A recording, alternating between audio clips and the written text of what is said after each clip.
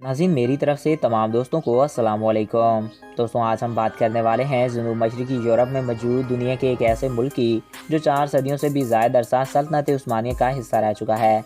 यूँ तो सल्तनत उस्मानिया के ज़ेर निगरान कई एक रियासतें थीं, मगर आज हम बात करेंगे बल्गारिया की, और बल्गारिया के बारे में आपको इन तमाम बातों से आगाह करेंगे जो कि आप लोग आज से पहले नहीं जानते होंगे।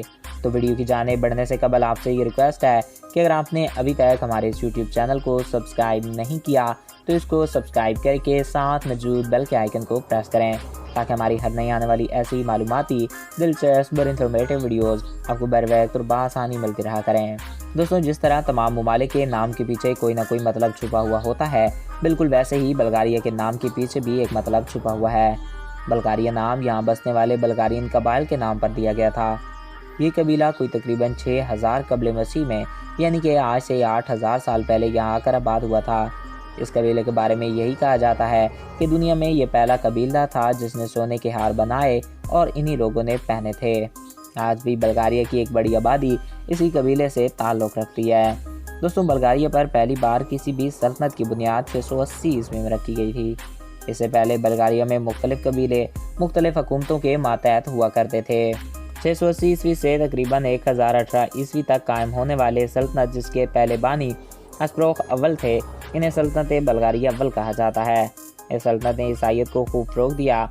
ये सल्तनत अपने अरूज के दिनों में मजारिस्तान से लेकर बहर तक नज़र आती थी। नाज़रीन, अगर आप मजारिस्तान के बारे में नहीं जानते तो मैं आपको बता दूं कि मजारिस्तान आज के हंगरी को कहा जाता है। 1018 से बल्गारिया बाज़ल्तीनी ग़ुलामी में चला गया। 1018 से 1150 ईस्वी तक के दौर को बाज़ल्तीनियन बल्गारिया कहा जाता था।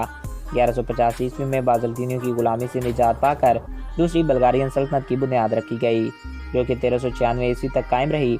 25 सितंबर 1396 को होने वाली जंग इनकोपोलिस के बाद बल्गारिया सल्तनत उस्मानिया का हिस्सा बन गया और आने वाले 500 सालों से ज़ायद अरसा इस सरजमी पर सल्तनत उस्मानिया का परचम लहराता रहा।